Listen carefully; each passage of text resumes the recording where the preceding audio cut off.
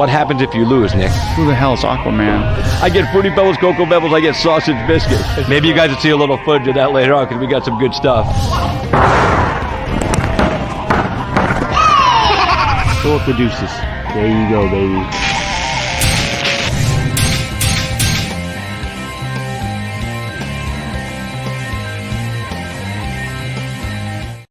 Hey, what's going on, boys and girls? Good afternoon and welcome to Cage Side with Christopher James. I am Christopher James and I am here with you today. So, welcome to the show. We have two great guests coming on in just a few minutes. Alex Nicholson from Gamebred Fighting Championship, and he's going to be fighting for the XFC this weekend coming up. So he's got two fights booked, one this weekend and one November 15th in Biloxi. So that's going to be exciting. We're going to chat with him. Always one of my favorite guys to talk to. Then we're going to transition over to the man himself, UFC welterweight on the rise, Phil the Fresh Prince Rowe. He's going to step in and chat with us this afternoon. He's always a hoot to catch up with, always a hoot to talk to.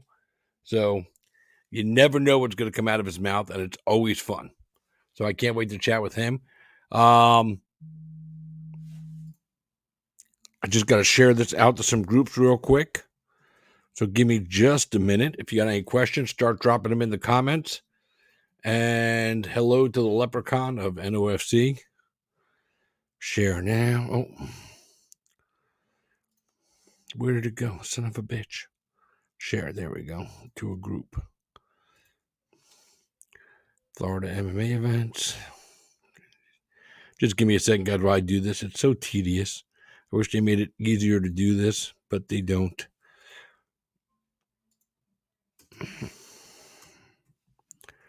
Yeah, so we had no UFC this past weekend. That's kind of boring. But, you know, sometimes it's good to take a week off, right?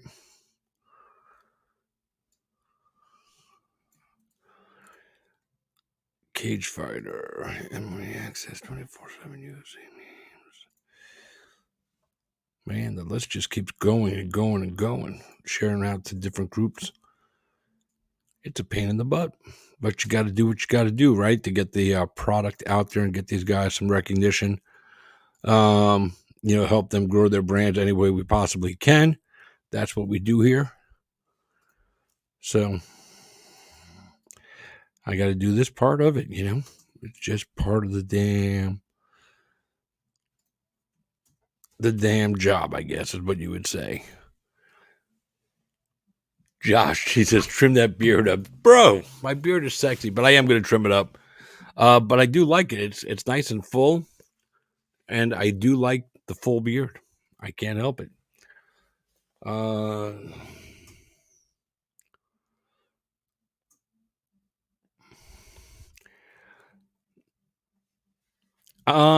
Let's see. Question. So let's put this up here. Besides Tapuria and Holloway, which three already announced fights are you most looking forward to?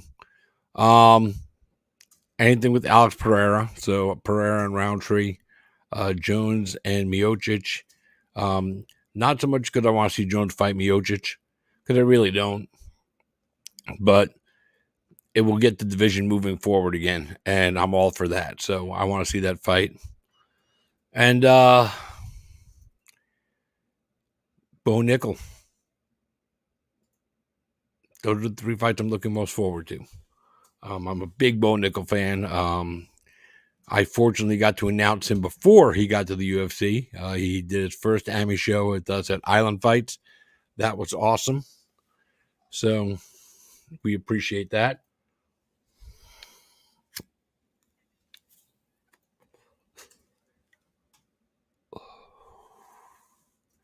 I'll throw the comment up just for fun.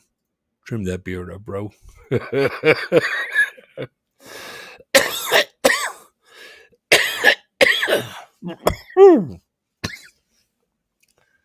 That was a good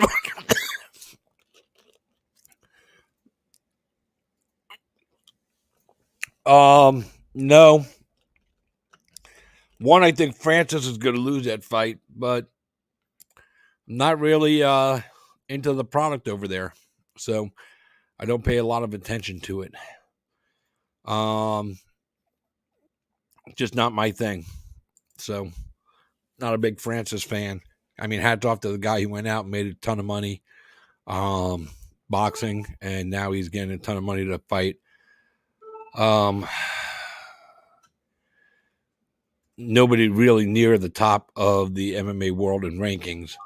But that's just the way it goes.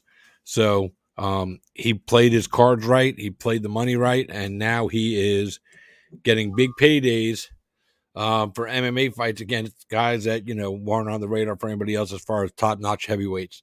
Moicano or BSD. I think BSD is going to win, but I want Moicano. I love Money Moicano. So David Van Auken, the El Presidente, as Radford refers to you. That's my answer. Travis, I totally forgot. Chris Barnett has one coming up, so that's also something I'm looking forward to. He's taking on Waldo. What the fuck's his name? God damn it, can't remember his name. But anyway, lots of good fights coming up, and there's good fights coming up this weekend. At the XFC. And the reason I know there's good fights because they got a good fighter booked. He's getting ready to jump in with us right now. We're going to bring him in a minute early because I appreciate him being here.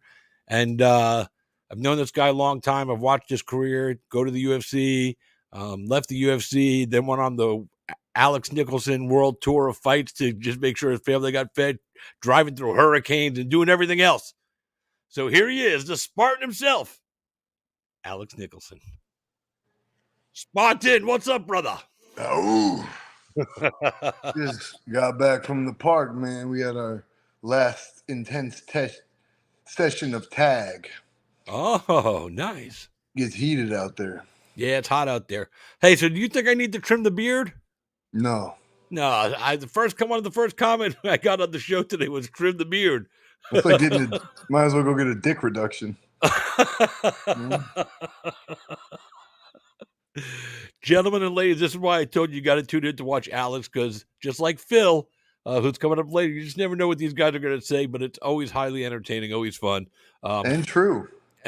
And true. So for you guys out there that are thinking about trimming your beard, you might as well go get a dick reduction. That's from the desk of Alex Nicholson. You could go dance at Hamburger Mary's, you know what I'm saying? Nothing wrong with that. I know probably some nice people do that. Absolutely. But oh my God, you're killing me. It's fight week, baby. We're not pulling any punches. Yeah. So before we get into the fight and everything, I saw some pictures on your social media. I guess you were here in Tampa at the Hard Rock doing security for a DJ. Is that what was going on? I've been doing security now on and off with Guardian Professional Security since I moved down south. I got hooked up with them, but they, one of the biggest security companies in the world. Yeah, we did Tiesto down there. We did 50 Cent. We did the Jonas Brothers. We had Cake by the Ocean last week. Or 2 weeks ago, John Legend. It's fun, man. Keeping the people safe, making sure they have fun. And you're doing the artist security, right? You're like with the artist and everything, correct? The executive protection side, yeah. Yeah, that's cool, man. That's cool. Fucking Arnold Adams from BKFC does some of that stuff too. He was telling me about it, and I was like, that sounds like a fun gig. As long as nobody gets out of line, you get to hang out, listen to some good music, and make sure nobody gets their ass kicked. And if they are getting their ass kicked, it's because you're doing the ass kicking. Yeah, man. It's just really de-escalations, and I enjoy it. I have a good time. I'm making a little bit of funny little jokes here and there with people, like. He makes some money. Yeah, no, 100%. We got to feed the fam. That's what it's all about. They pay you well. Hell yeah, man. It's good work. You got to get your licenses. You got to get D&G licensed. That comes to make sure their guards are actually fit, which, God forbid, you got to be able to run a 10-minute mile for your job. Most people would be unemployed. I'd be dead. Yeah. Well, I mean, you got excuses though. You got a good You got it. You know what I mean? We'll get you back out there when the time Yeah. comes. Half broken back, 3 heart attacks. Yeah, I've got a few reasons not to be so active as Mr. Spartan. There's still, you know what I mean? Life affects us all differently, man. And You ain't kidding. I know every single day that I'm blessed to do what I do, man. And that's why when people talk about it being hard or they talk about it being difficult, I'm like, sure, but I get to wake up every day and still play a game like I'm a child. And I get to have fun doing what I do and show my son he could do whatever he wants with his life. In value is priceless. Remember the old commercials? Priceless. Yep. That's priceless. That is priceless. How is little Odin doing? Oh, he's great. He's figured it out, man. He's articulate. He's a good boy. He stands up when he sees injustice, and he's just wakes up in the morning and has this energy, and I dig it. Didn't he just recently get over an injury? He had a rough summer. Collarbone, tonsils. But he went through it, handled it like a champ. It's just another thing that really inspired me was just watching him go through that, bro. Because he handled that shit like a champ. And it shows me that all behaviors are taught, because I never taught him to be a little punk, a little weakling. I was never taught that. And we learn that we're humans, we're resilient, we're tough. We can believe that. Not, everything affects everyone different. Absolutely. I don't mean to sound too much of a psycho, but it is fight week and I'm fucking intense. And it's been the life, man, but I really enjoy this now. Like I feel like Friday night I have something I just love to do. I know most people think I'm crazy for saying that, even guys that fight. I know they shit their pants and get nervous, but I get to go dance and I'm excited for it. You get a little nervous at all? Not anymore. I keep the fear present, but it's not nervous. Gotcha. It's fear of losing and being hurt. I mean, I buried friends to this, and I see motherfuckers shake and twitch, and I just got my nose straightened back. It's a little crooked still, but Machida straightened it out last week. I can smell better. I can hear better. That's I feel crazy. more alive. It's, a heightened sense of things. It's perfect. There we go. Dr. Lyoto Machida. It's not fear that grips him. It's a heightened sense of things. Well, Brandon Jenkins here, karate combat guy, UFC guy, he's done it all. He said you're his favorite Gamebred fighter. Well, thank you. I enjoy watching him fight as well. He did the karate. He's a hell of a fighter, tough dude, stud himself, man. I enjoy watching him fight as well. So thank you for that. And he's got great hair. He does, man. He wears it well. He does wear it well. I could never picture you in that look.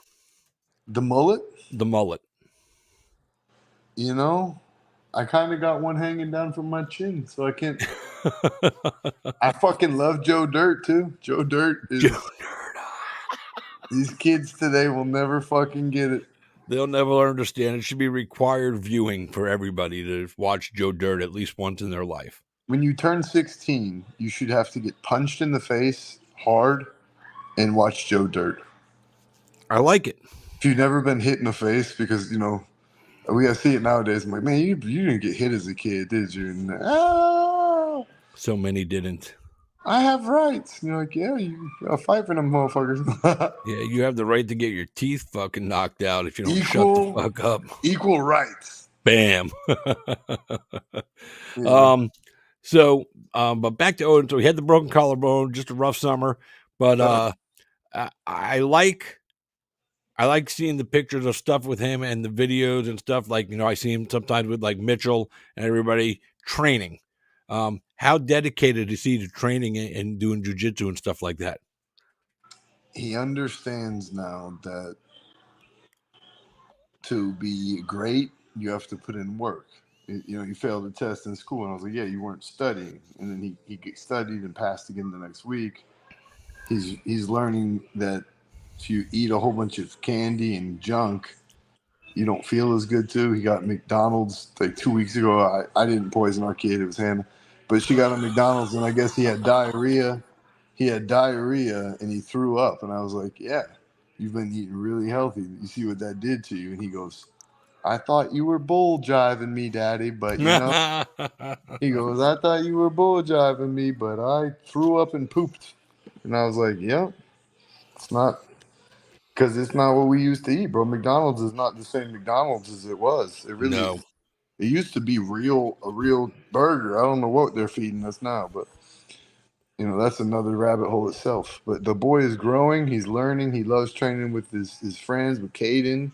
He likes challenging himself, and he thinks he's a lot tougher than he is. And I don't know where he gets it from, but you know, I have to tell him. I have to he remind him. gets that from you to think Well, how I have tough he to. is. Well, I am tough. He's a little boy still. Yeah, I understand that, but for you to say you don't understand where he gets that from, either you're being completely sarcastic with me, or you're not recognizing that he's picking that up from Dad, because Dad's a tough guy and Dad doesn't back down from anything. So he feels the same way, even if he can't back it up yet.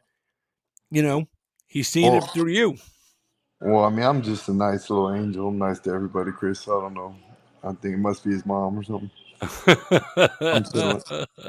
Peace, love, and joy, man. God bless. No, I'd say between you and your father, that kid has every reason to believe he's just as tough as you guys. No, I know. Yeah, I'm being an asshole. I know he does. He gets it. He gets it from everywhere, though. And he gets it from his mama too, because I mean, she's a fighter. Well, I mean, it's a great community that we got surrounding. You ain't lying. Like they say, it takes a village, and it really does. And that's why you gotta have good people around, especially nowadays. But seeing the boys challenge themselves, like even just now, we just played some serious fucking Ninja Warrior ass tag, bro. Like I was fucking huffing and puffing, and I'm fighting for world title number 3. He's jumping over the wall now, and I'm like, "You tripped over a cone and broke your collarbone a few months ago. You might want to stop trying to 360 ninja flip over the." He goes parkour, and I'm because he sees this stuff on the AI has really got these kids risking their lives because they see a video and it might be like some Spider-Man shit that's impossible to do.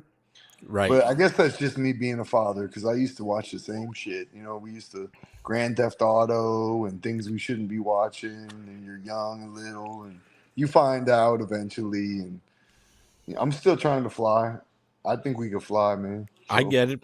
But we didn't have AI to really create some off the wall shit that we think we could do that we really can't. So I never thought about that till you just said it, but now I'm thinking about all the videos I've seen that are AI, that are people doing the insane parkour, crazy, out of control. It's fucking fake. Like you're like when you push yourself as an athlete, you see shit and you're like, yeah, that's not real. Yeah, it's crazy. It's freaking crazy. But I don't know. I'm waiting for my grandson to start doing that shit. It's just the internet, man. It's an interesting place, but you gotta stay here in reality. Like I always say, unplug from the matrix. Yeah. You gotta go outside and watch the trees blow around and shit every once in a while and just be present. Amen to that. Stand in the grass, drink some water, mind your fucking business. It's cool. Yeah. I wish people would mind their fucking business. It's I might just start something. Start with a little group. Like a cult? Sure. Why not? We'll just talk about God and smoke weed and eat peyote. Do a little peyote. What's the worst that could happen? Not much. That's how they do it. They go, a bunch of like-minded individuals. Yeah, that's it. So, you just brought up weed. But other than weed, you've kind of cleaned up your act. You're not messing around with any more alcohol or anything, right? I haven't drank alcohol in probably half a year now. Shit. Well, I haven't had you on, so it's a new topic to talk about. Everything, man. I realized that drinking, when I would drink alcohol, I wouldn't stop, and then I would end up doing things I normally wouldn't do. I normally wouldn't, do some blow or go be like, oh shit, I'm bored, man. Let's go on a 3-day bender, and shit. Once you get enough alcohol flowing, and I am the life of the party, bro. People enjoy me. I can project. I mean, I'd call it evil at this point, But if I have something to celebrate, I'm okay with having a few drinks of alcohol, and I'll enjoy myself. Now I'll smoke my weed, but there's still a limit. Like that's the thing with addiction, and everything affects everyone different. So I've been helping a lot of people that I know that have gone through similar things and feel the same way I do, and that's what it's all about, bro. I clean my act up. I have a son watching me. I can't go out there and get drunk and pick up a bag and maybe snort some fentanyl and wake up in heaven. Shit. No. And God would be like, you knew better, motherfucker, after all the times I saved you. And I feel like we're all connected to people that pass. I mean, we'll all find out one day when we die, but to have that shame for eternity, and when you know better, you have to do better. And it's very important to remind yourself and remind the people you love that. Odin, turn that down a little bit, bro. Turn that down, bro. No, I said turn it down. Turn it down. Tell everyone hi. Turn it down. Sorry, but no. When you know better, you have to do better. It was funny because I keep talking louder, and I heard it getting louder, and I was like, "Is he competing with me?" I was like, "There's no way it's not loud enough. I can hear it." So, but That's his flex, bro. That's his flex on you right there. oh, he'll whoop my ass too, dude. He knows because he knows I won't hurt him. Like it's funny. You're not gonna hurt me. I'm like, I know I'm not, dude. Shut up and listen. Because he got to that age where bopping the butt doesn't work anymore, and then I was like, what am I gonna do? Fucking whoop his ass for real? And then I Calf was kick. like, oh, Just a calf kick. You can't do it anymore. They'll take him away from you. You ain't beat your lying. kid. You beat your kid. They'll come back with the group and be like, you shouldn't have done that. Yeah. But we don't. But anyway, I was saying, I realized that I could say whatever the fuck I want to say. Well, I couldn't on social media because I was getting deleted. But I could try, and people don't listen when you show them. And it didn't happen until I actually quit going out here and there and having those drinks, because I would still go out and I would still end up, oh, I'm not addicted anymore, but somebody would have it and I'd be like, hell yeah. Oh, and then I would just go home, and then I would sit there and be like, what the fuck is wrong with me? Why am I doing this? Like, I know better. What the fuck, dude? And it wouldn't even hit me that hard because I used to do bags after bags and have benders and days. But just that little bit, bro, would make me feel like an evil human being and feel gross. And then finally, one day, boom, I was out. I had a drink or two, and I was like, nah, I don't want to drink anymore. And the same guy was like, hey, man, you want to hit this shit? And I looked him dead in the eye, and I go, you enjoy that shit, bro. God bless. Have a good night. I walked back to my car, and I was like, it's fucking over. I did it. And I never did it again. There you go. And, some people might be going through something similar. I'm sure we all do. And now I literally am doing it with my food. I'm like, sugar's a drug. I can't have too much. I'm like, but now I'm finally world-class performing athlete Alex Nicholson.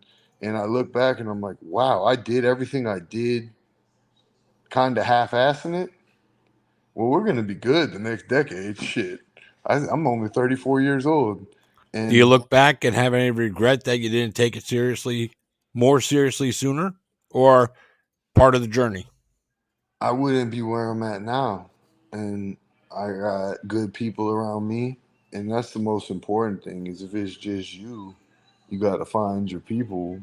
And being alone is just, I had 4 years. I isolated myself. I went to Miami after me and the mother of my child split, cut off all my friends, and just started doing my thing. And we can't go off our own understanding in this evil, crazy world, bro.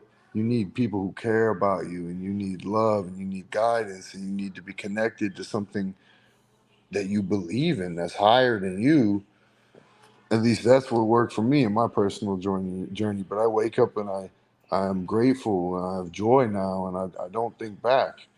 Um, I realize I was never in control, and we're not in control of anything. It's just faith, and faith brings me joy and understanding. And burying friends, I thought that would have changed it, but it was just my ego. I was like, nah, I've done 8 balls of blow and drank bottles of whiskey. That shit ain't gonna kill me. And then one day it was just like I said, for what, bro? You know better, do better, and live better, and fucking enjoy this shit, bro. Because you never know. I could slip in the shower too. That's what's crazy, you know. Just like that, it's all over. Yeah. So let's fucking have fun Have fun, do it clean. and help people, man. Yeah. And then the steroids. That was a whole nother side of it. That was a whole. That was the funniest shit about my last fight. I get tested and I'm like, I'm not on any fucking performance enhancing drugs. I get a fucking letter in the mail that makes me almost shit my pants, saying I'm suspended for fucking performance enhancing drug, and I'm like, and it says THC, and I'm like, fuck these motherfuckers in Michigan. You can suck my dick. I call them up and I'm like, come on, bro. It's 2024. You guys are a recreational state. Get the fuck out of here. And the guy goes, Mr. Nicholson, is that how you want to talk to? And I was like, look, dude, sir, God bless you, sir. But you have to understand, I was suspended for 4 years of my life, taking my career away. And when I talked to my bodybuilder friends and people who had knowledge, I was doing the amount of steroids like a female bodybuilder does. I was doing Caitlyn Jenner steroids. It was fucking wasn't even gonna help me that much. I should have done real steroids and fucking shown up. But now I learned it's just not fucking worth it, bro. Like, and it's not. You look at anybody who went down that entertainment, steroids, and drugs. I was like, I was headed toward Macho Man and fucking Ultimate Warrior shit. Yeah, you know what I mean? I Nobody do. could deal with that, but I'm here to try to inspire, try to help, and just enjoy what I'm doing, bro. That's awesome, dude. And I'm glad you turned that corner in your life and you're on that straight and narrow and you look happy, you sound happy. That's good. So we've got 2 fights to talk about with you today. You got your first one coming up this weekend, September 27th against Zach Pauga, XFC, and tell us about that fight. Is it Palga? Yeah, I thought it was Peg this whole time. it says That Pauga. learn I'm something new? just pronouncing it the way it's spelled to me, but it could be pig, but it's Pauga, so I'm saying Pauga. Well, no one's gonna remember his name anyway. So. Another victim. I said it before, and I'll say it again. I mean, he's 2 years older than me. I looked him up. I met him, and I'm gonna go out there and knock his ass out. And I don't think he's fast enough to react. He's gonna try to hold me down, and the idea of what he's gonna do is silly to me because he's gonna think he's a great grappler. Maybe he is, but I'm a great grappler too, dog. I do this shit. I mean, I don't see it. I lost to Chase Sherman. Beat his ass and he knocked me out. Congratulations. I love you, Chase. We fought and I'm the best I've ever been. I mean, I'm giving up 40 pounds to these guys and I'm knocking them out. I'm going to knock out Zach. I'm going to knock out Frank. And then I'm probably going to take the Gamebred title, man. That light heavyweight title. I want that. Because Light heavyweight. I don't think anybody in the world could beat me at 205 pounds. I mean, it showed in my fight with Chase. It was just too much ass. He was too big. That 2-3, bang, bang. And I could have finished him too, but I'm being smart. I'm being cerebral, and I'm only 220 pounds, man. Um, it's not going to be a problem against Zach or Frank because there's levels to this shit, and I'm very confident in my abilities. And I've been doing this a very, very, very long time now, and I'm healthy. And I feel unstoppable. Honestly, I have cardio. I can grapple. I can strike. So wherever they want it, they can get it, man. And I'm not shying away from anything. Frank Tate, beautiful right hand. He's a tough guy. He's been doing this forever. Zach Page too, man. Look, world class athletes, some of the best fighters in the nation. But I'm one of the best fighters in the world. And like I said, man, before, that motherfucker played rugby, he played football. We all know the word. We don't play fighting, man. So 10 toes down. I'm in there, chin down, moving. and I'm gonna fucking strike him like lightning. So Zach first, this weekend, September 27th, then November 15th, you already brought up Frank Tate for Gamebred BareKnuckle MMA. And then you said after you win those fights, you want to go back down to light heavyweight and go after a Gamebred BareKnuckle light heavyweight championship. So are we saying that we're done at heavyweight and we're going to just, 205 it for a while? Because maybe that's where you should have been the whole time. I mean, we'll see, man. There's opportunities too. I know a lot of people were talking about me and Belcher fighting. He's a smaller heavyweight, so that's up in the air. And I'm not gonna act like if the money's there and it's a heavyweight opponent, I'm not gonna take it. That's what I'm saying. To be smart, like Walter Walker, I beat him up and then he won, and then Chase, I beat him up and he won. So it's just crazy. The size does matter in a fight when you're very, very you're very skilled. You both have a lot of skill, right? So you take two really skilled top of the line guys, and one of them's got 40 pounds. My ego has been getting the best of me for years. But without that extra 40, man, I mean, I've been a small heavyweight my whole career. And that was the whole reason I ever took supplements in New York was Kelvin Tiller weighed 50 more pounds than me. They didn't let us fight. I wasn't going to be able to fight for $1 million. I remember that. I was like, okay, we'll put a little bit of juice in you, store some water weight up.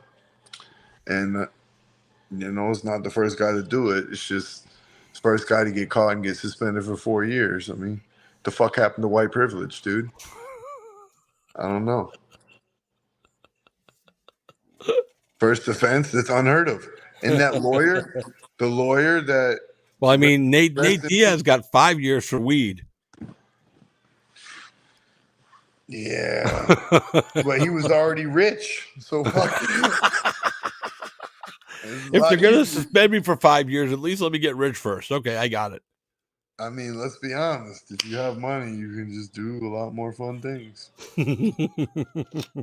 And apparently nowadays, if you don't got money, you're going to die from eating shitty food.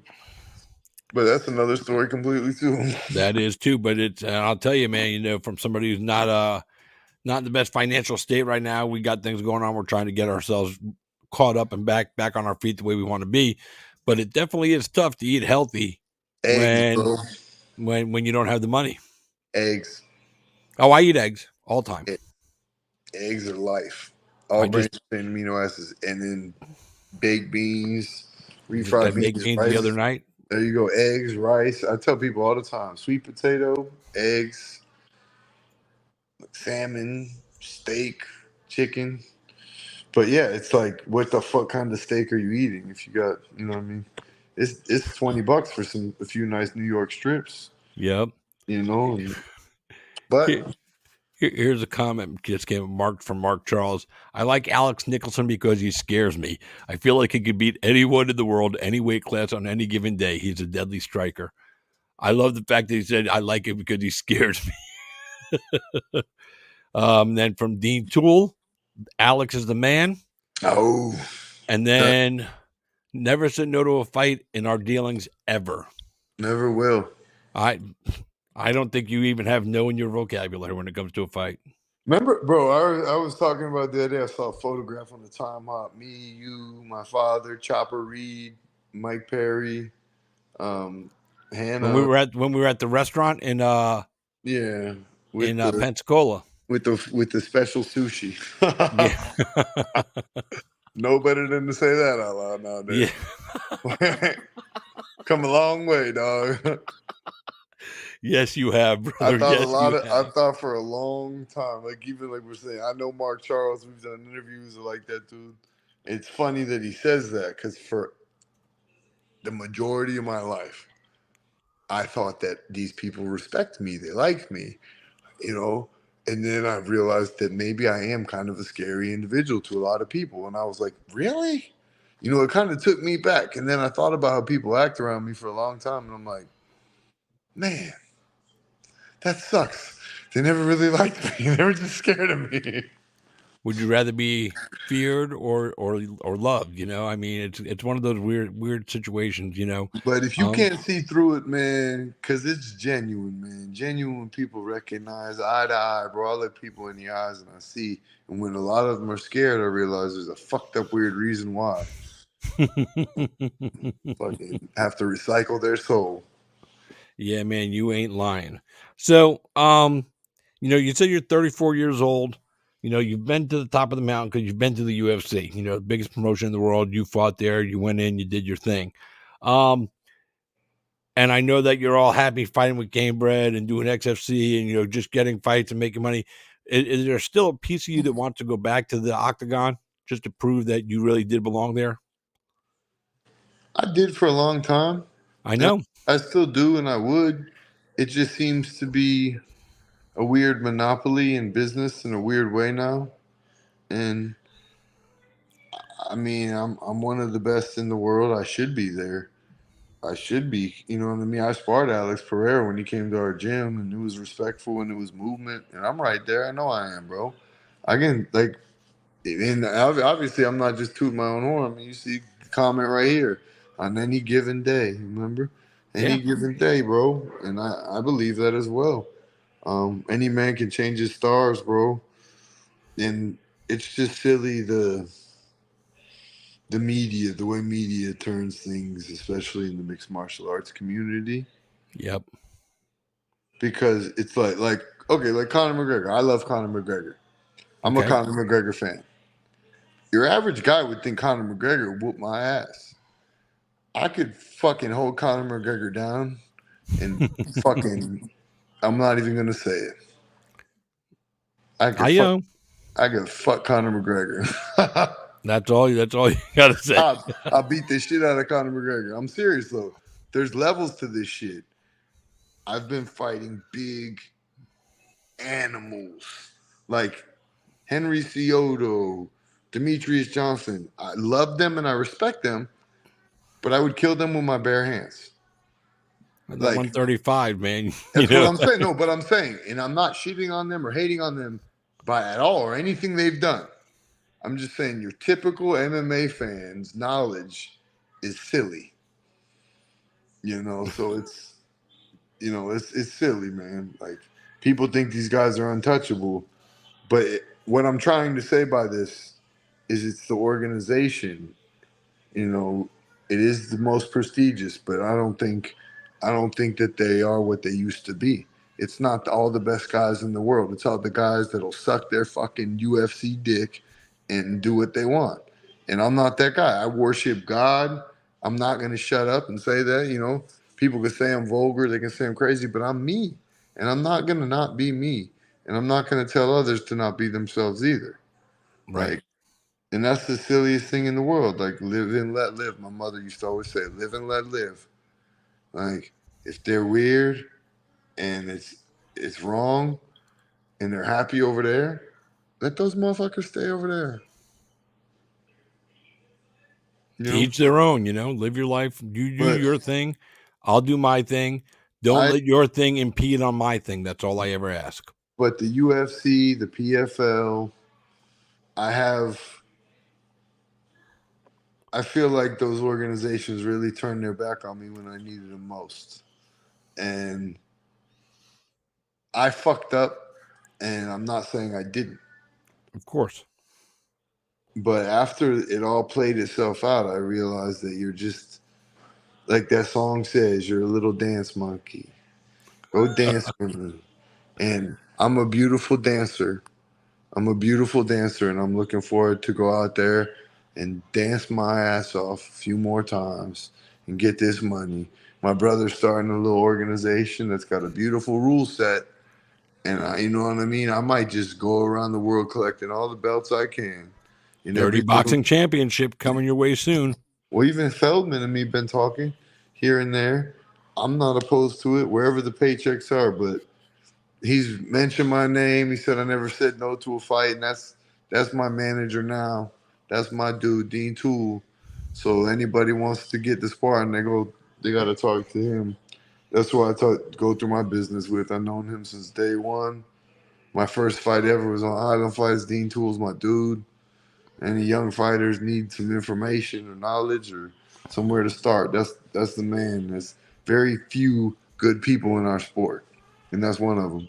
I always tell people the same thing, you know. I mean, Dean's always looked out for the fighters, always, as long as I've known him. You know, and I started working for him in 2016 at Island Fights 39 was my first event. So we're up on 85 now, you know, it's crazy. And yeah, he helps his fighters out, man. And he books you in fights that are going to get you to where you want to go. He doesn't book people in pussy fights. You know, if you're a guy that wants to go to the next level from the regional to the big shows, Dean makes sure you're prepared before you get there. That's without a doubt. You know, and you don't get that from a lot of promoters. You know, a lot of promoters, you know, just promote ticket sellers, and you know, those are the guys that get fights, but they get easy fights because they sell tickets. People come to watch them. You know, that's all fine and dandy if that's your business model, but it doesn't help the fighter. It only helps the promoter's pocket that's worried about their pocket and not the product. Well, and you know, real recognizes real, and real fighters fight and move forward. And I always show up, I move forward, and I put on the show. And he recognizes that in me early. So it's, you know, there's very few guys that are gonna shit every time they get on the pot, right? You are telling the truth, brother. Man, I tell you, I've had you on my show a few different times over the years, and I love. Oh, you know how I feel. I'm in Team Spartan all life. You know, you, Mike Perry, Phil Rowe is coming on next. All you guys from over there, I love y'all. And out of all the interviews we've ever done, I think this has been, and you've always been real, but I feel like this is the realest Alex I've ever spoken to in my life.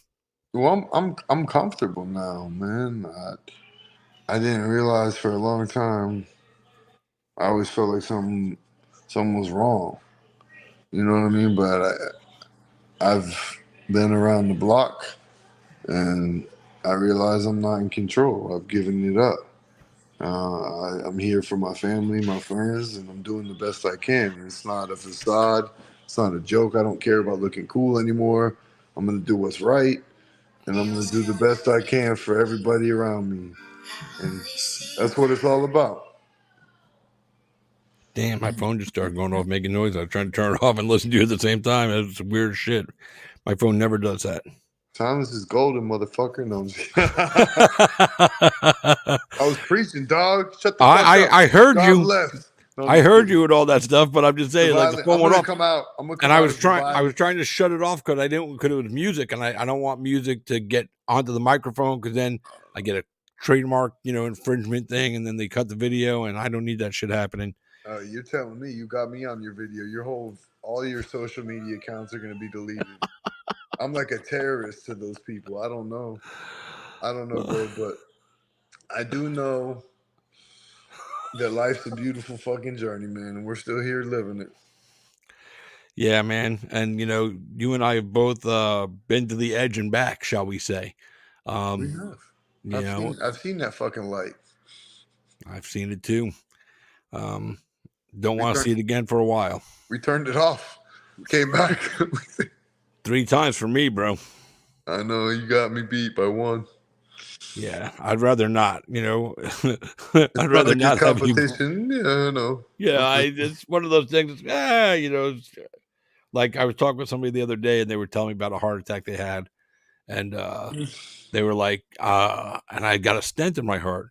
I was like, that's cool. And they go, have you ever had a heart attack? And I was sitting in a doctor's office. And I'm like, yeah, I've had 3.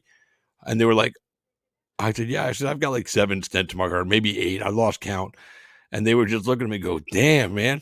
I don't want to fucking ask anybody else in here, man. It's like a battleship in here. And I was like, dude, it's not a battle. You just asked. I gave you the answer. Right. He felt a little inferior though. Like he wanted more.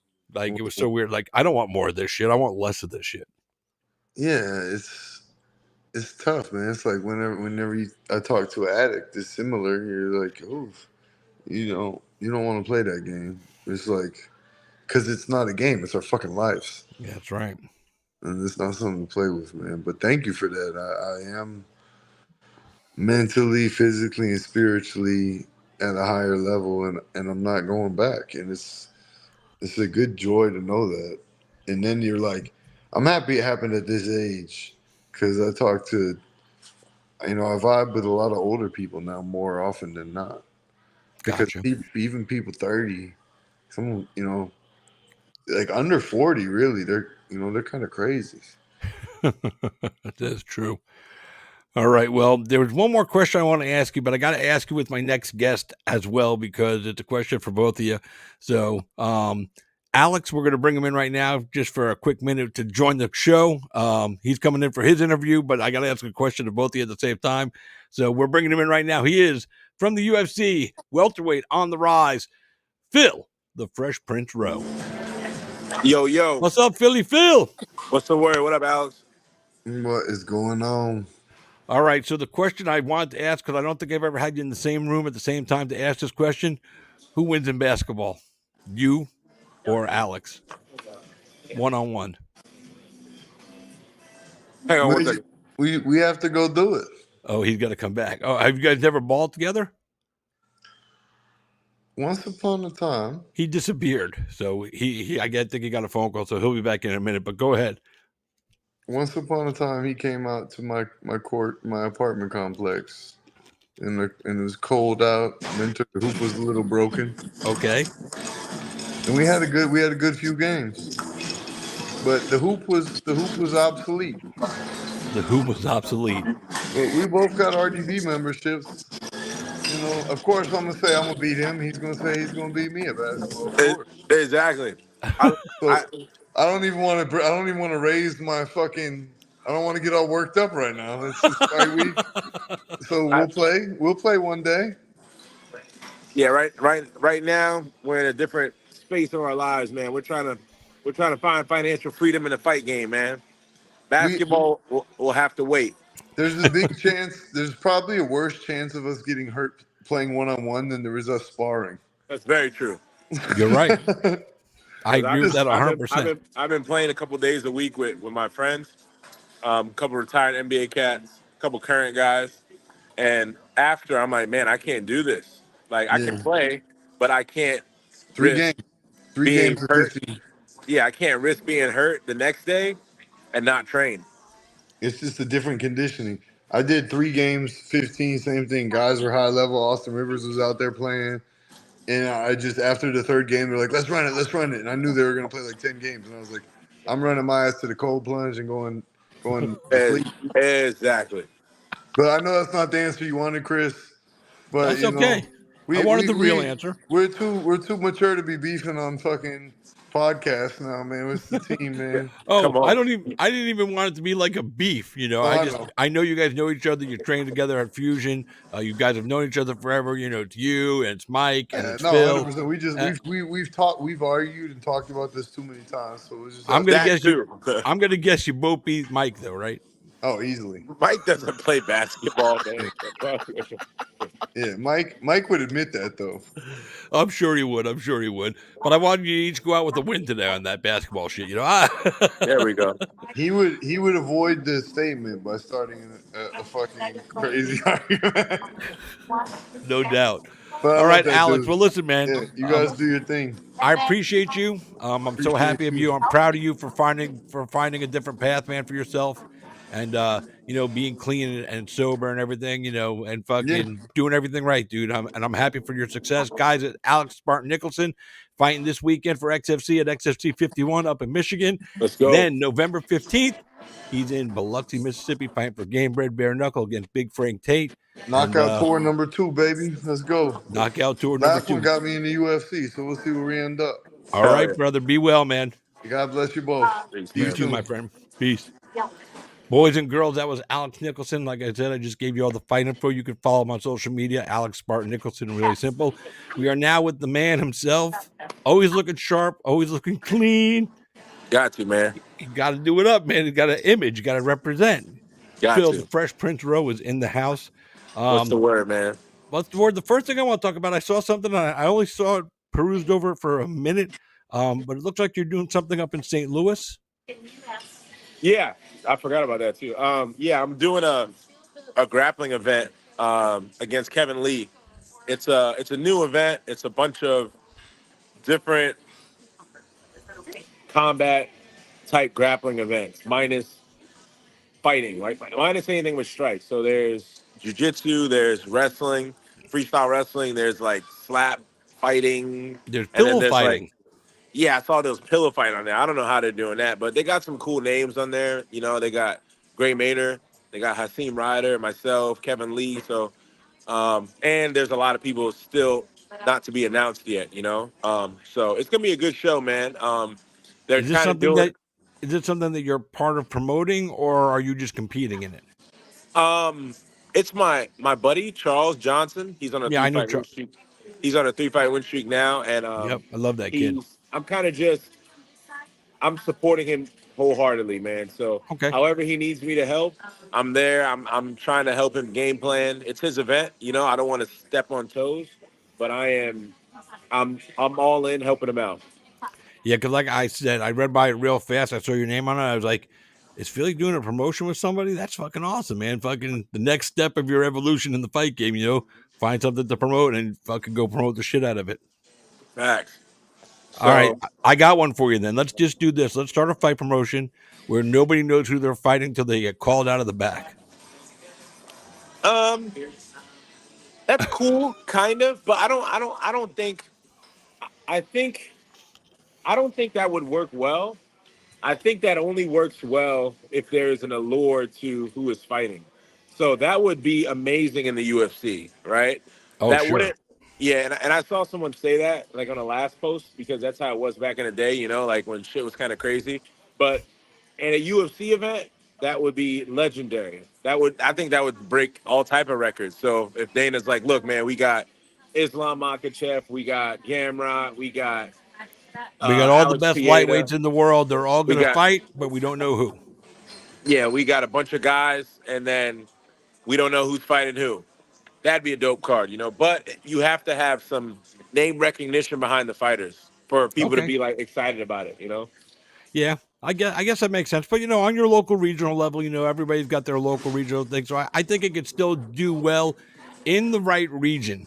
You know, um, if you got a lot of guys that people want to see on the regions as they're going up, then you could probably pull it off. Would you make as much money as a UFC event? No. But would it be something just fun and different? I think it would. I don't know if it would work though because of what you just said. So I didn't think it all the way through. I just shot it out of my mouth. No. So, how's dad life treating you, big dog? It's good, man. You know, it's good. I got something different to look forward to, you know, like when I go home, my son and my daughter, they're like super excited to see me. I'm like their favorite human being. So that's always cool. You know, I'm just enjoying it every day.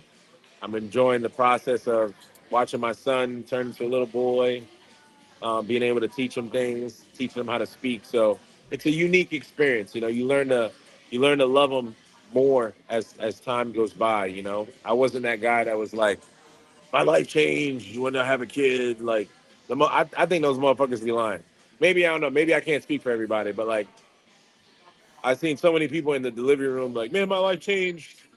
It was so like, nah. I seen my kid. I was like, oh, it's a baby. Boom. Hand it right back to my wife. Both my daughter, when she was born, I was like, oh, cool. Hand it right back. Now, every single day, you learn to love your kid, right? When you see your kid grow, then you build that attachment. But for me, it wasn't like when my daughter was born, my life was just like, you know. But Like in a month's you didn't get time, that the first time she grabbed your finger or any of that stuff. of course, when as time goes, you know, like day by day, week by week, it grows and grows and grows and into something that you didn't know that you could be attached to a human so much, you know. But I think you got to learn to love your kids. You know, you got to learn to appreciate them day by day. You know, and I think it's just a constant journey. Yeah, I love seeing the picture and stuff of like you doing Maya's hair. I think that's really dope that you do her hair, you put her braids in for her and all that stuff. I saw the video the other day of Kobe sitting in your Corvette, ranking on the wheel. This guy's gonna. I'm thinking to myself, this little dude's gonna be a terror already. Oh, he's a madman. He will not stop climbing. He climbs on everything. And people say like, "Oh, my kid climbs." I'm like, "You have no idea." Like, it was so bad, I literally had to get an indoor playground. We got it like 2 weeks ago, and we put it upstairs, and we have like all kind of like soft flooring around it. So he just climbs, falls off, climbs. He is a climbing machine. So literally, my wife's like, "Nah, we have to do something about this." So we literally got an indoor playground for toddlers, and you go upstairs, it's just like a toddler wonderland. So he I just love it. climbs and falls and climbs and falls all damn day. As long as he's having a good time, right? Facts. So, it's let's see. Let me pull this up here. Last time we saw you was June 1st. Took an L to Jake Matthews. I know that sucks. What do you take from that fight? Um, I don't know, man. You know, no, you know what I take. I've been fighting a long time, man, and Yes, you have. I've been fighting a long time, and I think my my problem is I'm too good, and I am I'm too comfortable in the fight. I'm too comfortable uh, in certain positions, right? I rely on my technique too much, right? And at this point, the joke's on me, right? 'Cause, Phil, if you don't go out and perform, the joke's on you. And I'm so at a point in my life where I don't give a fuck what anyone thinks, says of me. So like, even when people hear this, they're gonna be like, he's too good. He's so cocky." But it's not even an ego thing, right? It's just I train so much, I drill so much, I rely on my technique so much that at times I am not fearful. I am not. There's not a sense of urgency. I don't feel like troubled or in. I just it's hard to explain, man. I'm on this weird autopilot, right? And you want to have a skill set, man. You want to have every I dotted, every T crossed. But I'm just like I said, it's just a weird thing for me, man. I know exactly what to do. I know exactly what to do. I know how to do it, right? And the joke's on me if I don't go out there and do it, you know. So I just dropped 2 fights in a row, two two close fights, respectfully, man. Two guys that I could fucking finish in a round, man, and the most respectful way possible. I know what I can do, man, and it's different if I went out there and I fought as hard as I could and I lost. I swear to God, I wouldn't care. If I Right. went out and did the best that I could, I wouldn't care. But like you can see the people I train with. Like you can see the guys that invite me to camps, the guys that fly me out. Like Alex just flew me out, you know, to train. And he's not flying me out because I can't fight. He's flying me out because I'm a machine in the gym. You know, I beat guys up, I take people down, I submit everybody. I just at a certain point, man, if I'm not going out there and I'm not doing it, it doesn't fucking matter. And I know that now. And I'm in a space where I'm like, you know what, Phil? You know what to do. You know how to fight. You know how to box. You know how to kick. You know how to do everything. You just got to go do it, man. I don't want to watch any film anymore. I don't give a fuck who I'm fighting. I'm just going to train. I'm going to show up. And I'm going to beat the shit out of whoever is in front of me. I'm thinking about it too much. I'm making the UFC, the moment too big. I'm not scared. I'm just I think about the moment too much, you know? And the moment meaning like when you're in the arena, you're like, this is it. This is the moment that I trained for, right? I hyper focus too much on that moment. And when I'm in there, I can't really let loose. I feel that don't do that, don't that. Take your time. Okay, here comes the right hand that we saw. And I'm just not me. And in the gym, I'm shaking, I'm diddy bopping, I'm fucking, you know? I know. So, but I'm over it, man. Like I said, I'm at this point, the joke's on me. Phil, if you go out there and you keep losing to these guys and you keep not performing to your ability, it's on you. I hold myself accountable, and all I'm gonna do is my next fight, give a fuck who it is. I'm not watching any film. I'm cutting weight. I'm showing up, and I'm gonna kick his ass. And I'm gonna leave it at that. I like it. I like that. Tell you- That we get what you're saying, Brody. Sometimes you know what to do, but unless you don't really let it go, it won't work. And he also said you're going to be violent as fuck this next fight. That's what that means. It's frustrating, man. Like and no one knows how frustrating it is but me. But two cool things last fight, and I'm talking a lot, but this is what a fucking interview is about. So That's whatever. right. um, Joe Rogan reached out to me, man, and it really made me feel good, man. And I was in a just a down place, after my loss, especially knowing what I can do. And he said, and without putting too much of our conversation out, he just pretty much saying, look, man, I've seen tons of guys in your space. I've seen tons of guys drop fights and come back and change their career, man. And he even kind of brought up Charles Oliveira. He did bring up Charles Oliveira and almost was like, look, man, I know you can do it. And he goes, we're going to come back to these conversations later on in your career, man. But it was crazy to me that he reached out to me. He sent me a fucking paragraph like that on IG. And I'm like, you know what? These people see it. They see it in me, I just got to go do it. And the same thing, like Dean Thomas, last fight.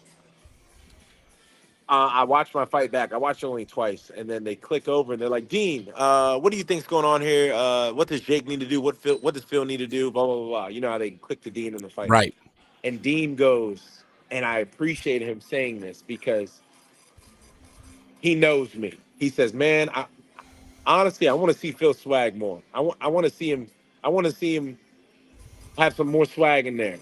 And that's not nothing an analyst should say on TV, right? What the fuck does that mean to the consumer that doesn't know what they're watching? But I Right. know what it means. He knows what it means. I need to be Phil out there, right? And I'm just not. And I can take some good away from it. The good is that I'm still finishing fights. I'm still in the mix. I just got to go out there and do the best I can, man. And once I do that, I'll let the chips fall where they may. Win, lose, or draw, I swear I don't give a shit, man. I just want to perform to my best of ability, and that's it. Yeah, and I think this sentiment that I'm going to say would echo with everybody that knows you and has seen you. When you let go, there's nobody better. When you let go and you start firing, there's nobody better, dude. I mean, in your division, you should be smoking every dude in there at this point. So, I've seen you do it, so I know you can. So, for whatever that's worth, I know what you're capable of. I knew that a long time ago when we met. So you just got to go in there, like you said, and not give a fuck and just go fight. Don't put all that mental on the moment. Yeah, like I said, man, the joke's on me at this point, right? So like I'm helping guys that are making millions of dollars a fight for their fights. I'm punching on world champions. I'm punching on the best in boxing. I'm punching on the world's best kickboxers. Like if I release my Rolodex, forget it. And I remember, I forget who it was. Who did I just show this video to? They're like, Phil, we were arguing about something. I know who it was. I can't even say who I was arguing with. I was arguing with the wrestler. I was Okay. arguing with the wrestler about wrestling. And we're arguing. And I pulled out my phone. I say, hey, just watch this. And he says, holy fuck. He says, dude, if you post that, forget it. He goes, if you post that, that's just as good as you being on a 3-fight win streak. And I said, bro, it doesn't matter. My coach knows I can do this. The guy I did it to knows I can do it. I just got to do it, man. Who gives a fuck if I'm doing it in the gym, right? I don't care. I just got to do it when it counts, man. You do, and you will. For whatever reason, you like you said, you get caught up in the moment. You're too focused on the moment rather than just Fighters always tell me, Phil, since I started doing this, being involved in the fight game, that they look forward to fight night because now it's where they get to just go fight. They don't have to worry about cutting weight anymore. It's fight night. That's it. Fight night. You wake up fight morning. You're happier than a pig in shit. So maybe that's the approach you take, and don't quote me because I'm not a coach, I'm not a trainer, but I just, based on what you're saying and what I've heard other people say, maybe that's just it for you. Just go in there and say, fuck it. It's just another day in the office. Let's go fuck it up. Exactly. But I'm gonna tell you one thing too, man. 99% of fighters are full of shit, right? And I just happen to be that 1%, and you know me well, and that's the cool thing. So like, nobody, I don't give a fuck who they are, and you can quote me anytime, and you can spark up controversy, and you use my name. None of these fighters, man, nobody looks forward to walking in a cage and fighting. Hear me out. Okay. Hear me out. Hear me out. I love what I do. I love the crowd. I love the experience. I love the opportunity. I am not a psychopath, right? When that door locks, your life is on the line, right? It really is. And of course, I'm going to make that walk every single time. You know what's enjoyable? Stepping into a fucking 80-degree pool in the Florida summer. You know what I'm saying? Like having a lemonade or eating a Right. slice of pizza. You know what I'm saying? So Yeah. when I listen to these guys who are like, the hard work's done, man. I can't wait till tomorrow to have fun. Shut the fuck up, man. There's nothing fun about getting taken a shin to the face. It's what we do, right? Now, does it, is it, do I like competing? Absolutely. Do I like winning? Do I like the theatrics of the UFC? Absolutely, right? But for all these fighters that are always like, man, I love it. I love being in there and taking punches and getting kicked and getting brain damage. No, you don't. It's we're disciplined athletes. The journey of a fighter is very enjoyable, right? But for those guys, I think they're just full of shit, man. I truly, utterly think they're full of shit. You know why? I've seen the baddest motherfuckers in the world. Boo-hoo cry. I don't want to do this. I don't want. And the same motherfuckers that be, oh, killer, killer. People think I've seen them before they walk out, tearing, boo-hoo crying. I've never boo-hoo cried in my life before a fight. Boo-hoo crying. After the fight, boo-hoo bawling, doing all. I almost spit it. but but boo hoo crying. It's just the facade that these guys put up. They're full of shit, man. They're full of shit. Now, it's a hard sport. It's our choice to do it. Is this lifestyle enjoyable? Absolutely. But to go out there and say like, "Oh, this is the fun part," or "Shut up," you're terrified. You're scared. You're scared shitless when that door closes. Absolutely terrified beyond measure. It's funny. The only guy who's actually ever really said that on my show or in another interview as well, about they don't love this. It's something that he can do is Mike Davis. Mike Davis, he doesn't like going in there and fighting, but he does it because he's good at it. Double And back. Mike Davis said he hates fighting. right. I'm No. not there. I don't hate it. I don't hate. You understand what I'm saying? Like, you get Mm-hmm. what I'm saying. I do 100%, Phil. Yeah. Like, I'm like, do I hate the rain? No. If it never rained again and all the plants sustain life and we got all the benefits of life without rain, I would be okay. Me too. You understand what I'm saying? Yeah. Now, when it rains, are you pulling your hair? Are you flipping the house upside down? It is what it No. is. I just That's get in how the fight. car and continue on with my day, whatever the fuck I got to That's do. how fighting is for me. I train so much. I do this. This is a byproduct of getting to where I want to be, right? I love it way more than fucking working at Home Depot. Those Damn guys right. that work there for 40 years and then punch in and punch out. But to pretend, and it's only because it's a tough guy facade. That's the only reason they say it. If Yep. there was another thing to sound tough, they would say that. But It, if no one thought like, man, that guy is tough, they would never say that. have you with the issue that you're dealing with not putting too much on the moment. I'm here. It's this, and you're so focused on the moment. Have you thought about like seeing a sports psychologist or something to maybe Yeah. try to help you get through? Yes and no. You know why no? And you know why I'm adamant about this now. I don't believe in none of those guys, those sports psychologists, none of those motherfuckers. They're there to do a job, right? You don't give a fuck about me. You don't care if I live or die. And there was another girl, right? She goes, "Hey Phil, um, I started a sports, same thing, sports psychology to help fighters. This. Can you please share this for me on your page?" She's a figure because of who she dated, and I don't want to say who she is because it's gonna Okay. give her clout. And he specifically has asked his followers, say, "Don't talk about this girl. I'll tell you off camera." Okay. And I said, "Okay." She goes, "But one exception, I won't work on Friends." So I go, "Okay." Then I said, then Chris, then I messaged her. I said, "What do you mean you won't work on Friends?" I was like, "When you're talking about helping fighters fight, deal with fight anxiety, right? And having men open up about their problems. Men aren't the first and foremost, every man is guarded, right? And usually it's gonna take a friend, a mother, someone close to unguard that person, right? True.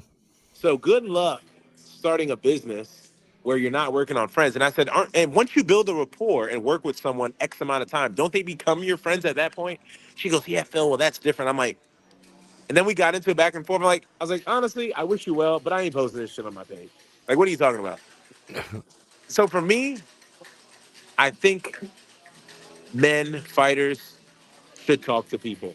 But I think they should talk to people that really, truly care about them and aren't Yeah. invested financially into them, right? And I do talk to people now, right? I got a couple people in my life that I care about, that I know care about me. And I feel a certain way, and we speak and try to expound on problems I have and issues that I deal with. But it's definitely better to get that out, right? Um, but for me, man, it's not. It's like I said, it's very, very tricky. I'm not scared, right? I thought I was scared. I would say, "Man, I'm scared. I'm Hmm. scared," to try to identify what it was. And I don't care, like if people say, "Oh, he's a pussy," I would say that all the time. But I'm not scared. I realize that. I don't know. I care about the moment so much. I care about the result of the moment so much and what the result could do to me and my family that I'm just hypercritical and hyper focused and not performing the way I should. So I am holding myself accountable. I identify with it. I just hope, matter of fact, I know that I'm going to overcome this little hurdle and it's going to get bad for people. It's going to get really bad. I can't wait for that to happen. Because, like I said, anybody that knows you, seen you train, seen you fight, spoken to you, spent any time with you, um, we all know what you're capable of. It's not even a question, Like I could never ask you a question. Well, do you think you're capable of this? Because I know you're capable of this. I've seen you clock, dude. With it just boom. I've seen the hands fire off. I've seen the guns go to work. So I I'm just waiting for the next guy. So is there any possibility that you're going to get on this December 14th Tampa card?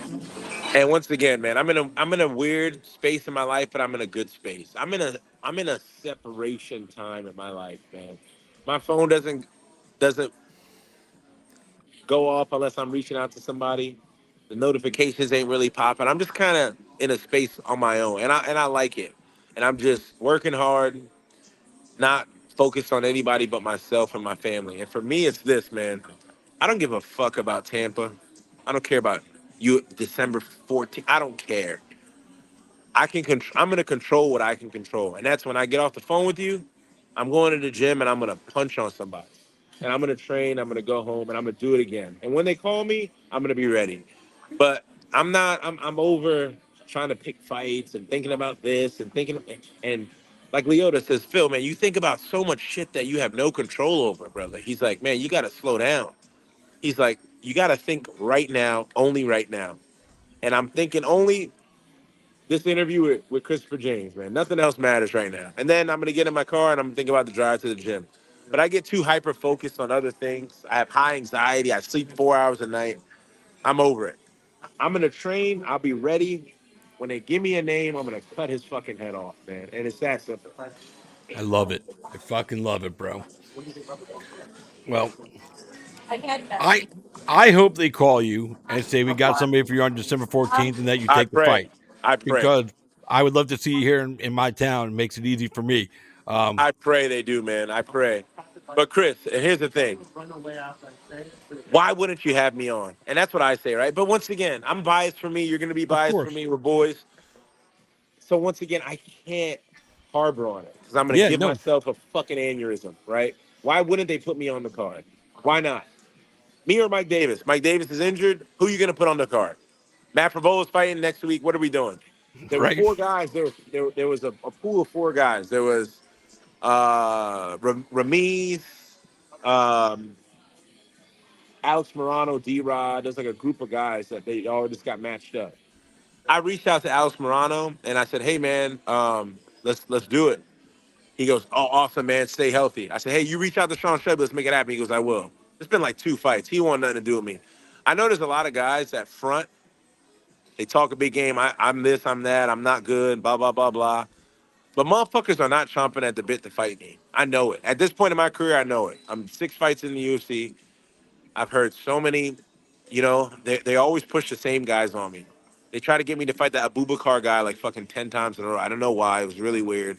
They wanted me to go over there. I don't know why they was the same guy. So like, I guarantee you there's a lot of motherfuckers that see my name and like, no, I don't want to deal with this tall, lanky fucking jitsu boxer guy. And then, because it's the same pool of guys that they're giving me. But it's cool. Like I said, I'm ready for anybody. Once I get a name, I'll show up and I'll kick that person's ass. But I'm not thinking about anybody. I'm not calling anybody out because it don't matter. Because they're not going to give me who I think. They're not going to give me who I want. They're not going to give me the date I want. Until I become undeniable, until I go out there and start stretching motherfuckers, it don't matter. Yeah, and once you do that, then you could start, asking for things. Absolutely. And you'll get it. All right, so real quick before I let you go, UFC 306, Noche UFC at the Sphere. What'd you think? I think it was actually phenomenal, man. I thought it was way better than I expected. I was hating on it because I wasn't on it. You see, that's what you call that. That's authentic, Chris. I hated on this. I'll keep it a buck with you. I fucking hated every bit of it because I wasn't a part of it. Right. I'm talking shit, man. Why they got all these Mexican fighters? Nobody knows this guy. Yeah, Phil, just because you want to be on the card. I also said, man, have me the first fight of the night. I don't care. Yeah, because you just want to be a part of it. I'm just hating because I wasn't on it. But That's okay. it was phenomenal, man. It was phenomenal. The production was amazing. I think it translated at home, so I can only imagine what it was like being there.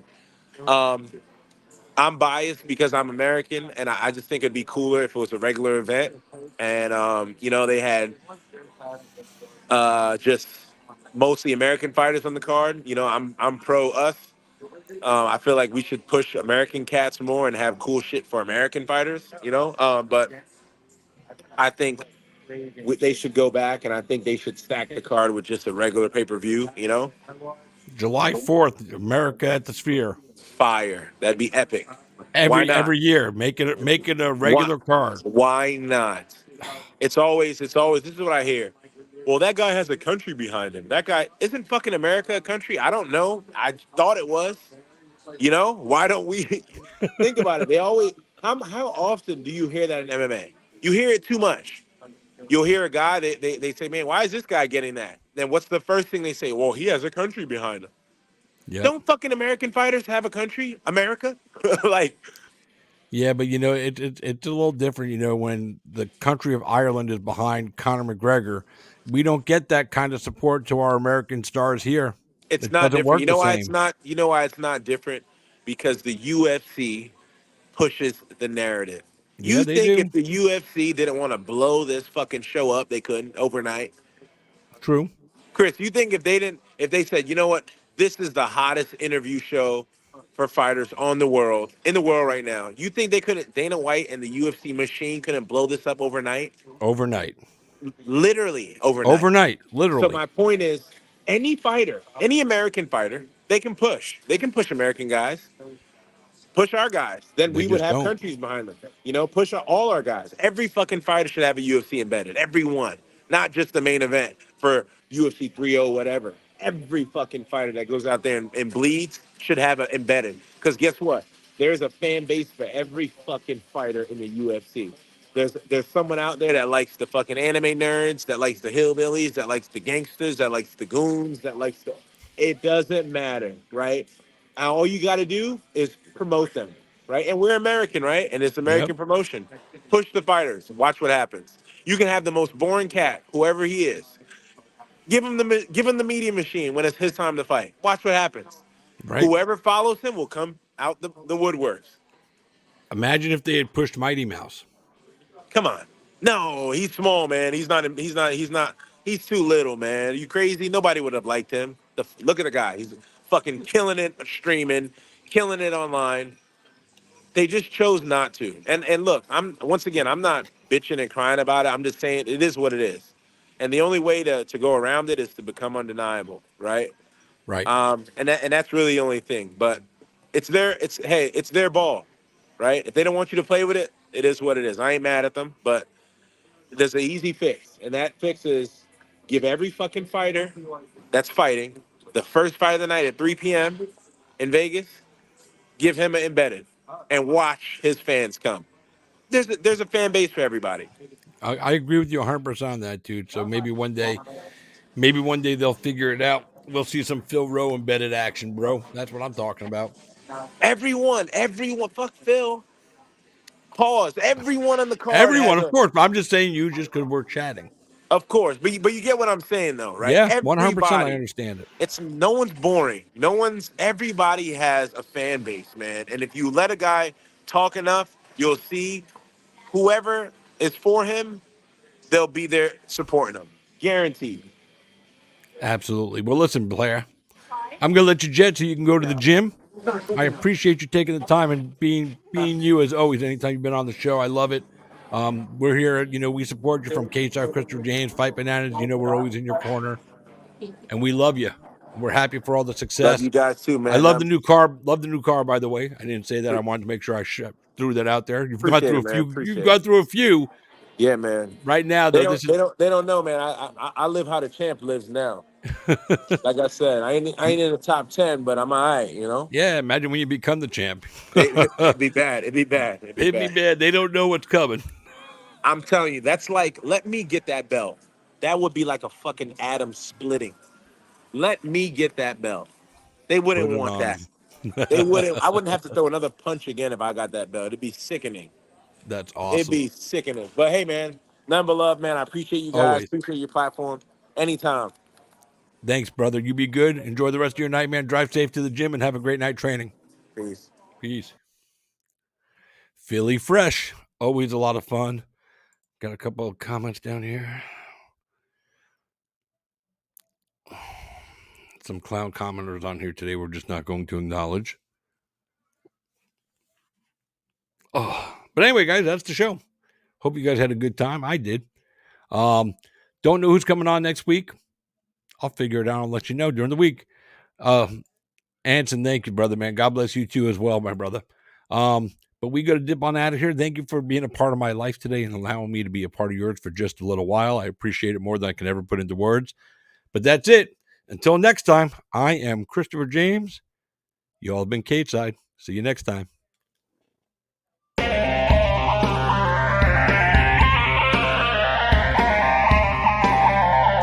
What happens if you lose, Nick? Who the hell's Aquaman? I get Fruity Pebbles, Cocoa Pebbles, I get sausage biscuits. Maybe you guys will see a little footage of that later on because we got some good stuff. Philip Rowe. There you go, baby.